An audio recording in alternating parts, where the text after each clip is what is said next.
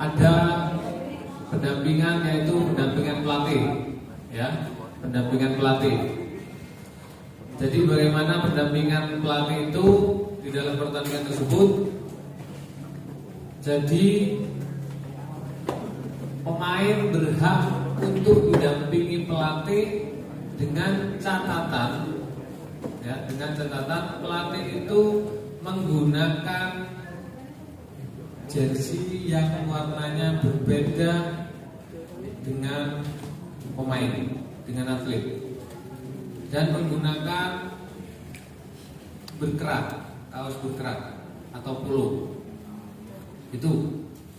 Selanjutnya boleh menggunakan training atau celana pendek seperti pemain laki-laki boleh, akan tetapi harus menggunakan sepatu.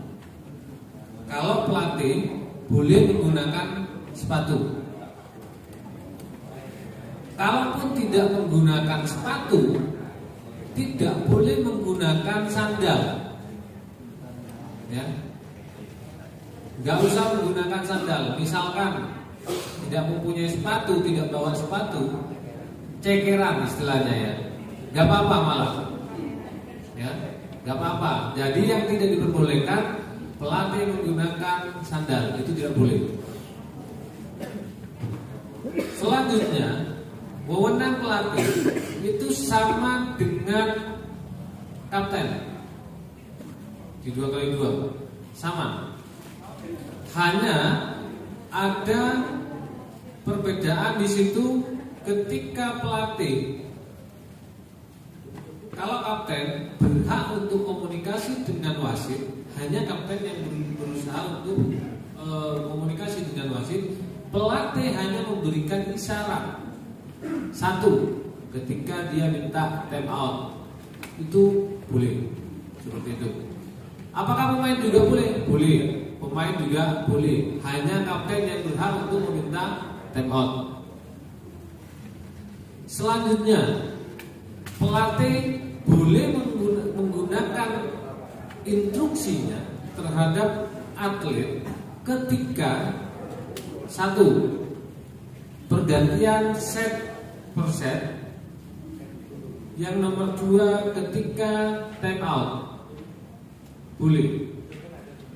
Yang tidak diperbolehkan oleh pelatih ketika memberikan instruksi pada saat terjadi rally. Misalkan teriak-teriak sampai berdiri, itu tidak boleh. Nanti teman-teman wasit akan mengingatkan kepada pelatih tersebut, silakan duduk di tempatnya. Biasanya seperti itu. Karena pertandingan seru, maka pelatih terkadang akan berdiri. Itu tidak boleh. Jadi di situ nanti kita akan ada 3 kursi, 2 untuk kursi atlet dan 1 kursinya untuk pelatih. Itu sama juga. Selanjutnya, pelatih bisa mempunyai waktu untuk pemanasan bersama atletnya. Karena di situ ada durasi 10 menit, dari set per set 10 menit, maka ketika sebelum 1 menit sebelum wasit melakukan coin toss, pelatih boleh keluar lapangan. Jadi wasit akan mengingatkan nanti, coach 1 menit. Artinya apa? 1 menit lagi wasit akan melakukan undian toss. Jadi seperti itu untuk pelatih, untuk pendampingan pelatih. Selanjutnya, pelatih, jika pelatih melakukan hal-hal yang tidak sesuai dengan aturan, maka pelatih wajib dikartu juga di dalam event tersebut. Misalkan pelatih itu sudah diingatkan, Pak, tolong diam, atau tolong kondusif dalam rally. Tetap saja. Oke, itu yang pertama. Lisan. Setelah itu masih lagi. Oke. Kartu kuning. Setelah itu lanjut lagi kartu merah. Setelah kartu merah, maka pelatih itu akan dikeluarkan dalam pertandingan tersebut. Ada juga kartunya. Atau step by stepnya bisa juga, kalau misalkan pelatih tersebut tetap tidak mengindahkan seperti itu, maka kita laporan kepada referee delegate akan laporan ke technical delegate. Jadi seperti itu aturannya untuk pelatih. Selanjutnya, challenge. Challenge merupakan hak yang dimiliki oleh pemain. Sama, challenge maksimal 2 kalau sukses. Kalau unsukses maksimal 2.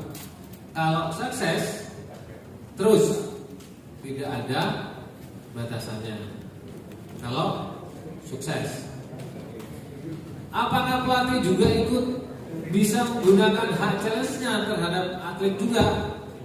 Sama. Jika ada bola in dan out saja yang meragukan, maka silakan pelatih juga bisa menggunakan challenge atau kapten. Akan tetapi penggunaan challenge maksimal dari bola mati, rally mati itu hanya 5 detik. Hanya 5 detik. Ketika lepas dari 5 detik, maka challenge itu akan ditolak sama wasit karena terlalu lama. Itu udah hak dan kewajiban pelatih di challenge. Pelatih juga harus mengisi daftar pemain di situ dan tanda tangan di skor. Di skor sheet di situ. Di situ ada tanda tangan pelatih. Sebelum dan sesudah. Kalau 17 karena masih dalam tahap pendampingan pelatih. Untuk itu kita lanjut ke teknik permainan. Kalau yang tadi ya, di sini adalah U17, artinya adalah pemula. Pemula. Ketika di kejuaraan Asia itu kita menggunakan ada yang istilahnya pelunakan setting atas. Bagaimana U17 ini masih dalam usia-usia pelajar, tercipta permainan yang bagus. Jadi ada pelunakan di mana karakteristik pelunakan setting atas itu adalah hak yang dimiliki oleh keputusan wasit. Jadi tugas dari referee delegate menyampaikan terhadap ke wasit bahwa setting atasnya yang terpenting tidak terlalu keterlaluan, double-nya tidak terlalu keterlaluan, terus holdingnya atau catch-nya tidak terlalu keterlaluan. Jadi seperti itu. Lanjut. Durasi 12 detik. Terhitung ketika pemain sudah memegang bola dari ball picker. 12 detik. Ya. Jadi selama 12 detik tidak servis, maka akan ditiup oleh wasit. Kenapa 12 detik itu diberlakukan? Karena delay. Kalau satu permainan delay, 2 permainan delay terus sampai bisa-bisa nggak selesai-selesai. Makanya di situ kita mempergunakan 12 detik di situ untuk maksimal. Selanjutnya, wasit pada waktu saya kemarin kejuaraan di Thailand, Beach Pro Tour waktu di Thailand, kejuaraan dunia Future dan FVC Tour itu boleh, artinya gini, adik-adik pada waktu pemanasan wasit itu melihat setting atas kalian.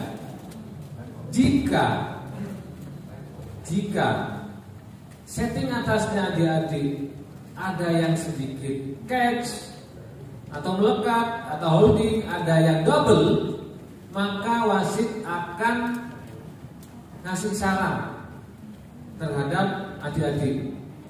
Misalkan si A, Mbak, setting atasnya kurang cepat, itu sudah masuk di maksimum limit. Artinya ketika nanti si A tersebut tetap melakukan setting yang sama, maka wasit akan meniupnya dengan peraturan yang berlaku. Misalkan catch, ya sudah catch. Misalkan double, ya sudah double. Jadi kalau dulu dibiarkan aja sama wasit.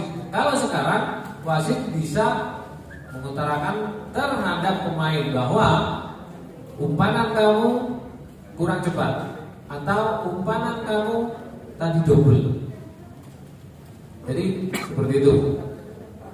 Jadi wasit sekarang sudah berperan untuk mengingatkan permainan supaya terjadi permainan yang bagus. Tidak dikit-dikit ditiup, dikit-dikit ditiup. Jadi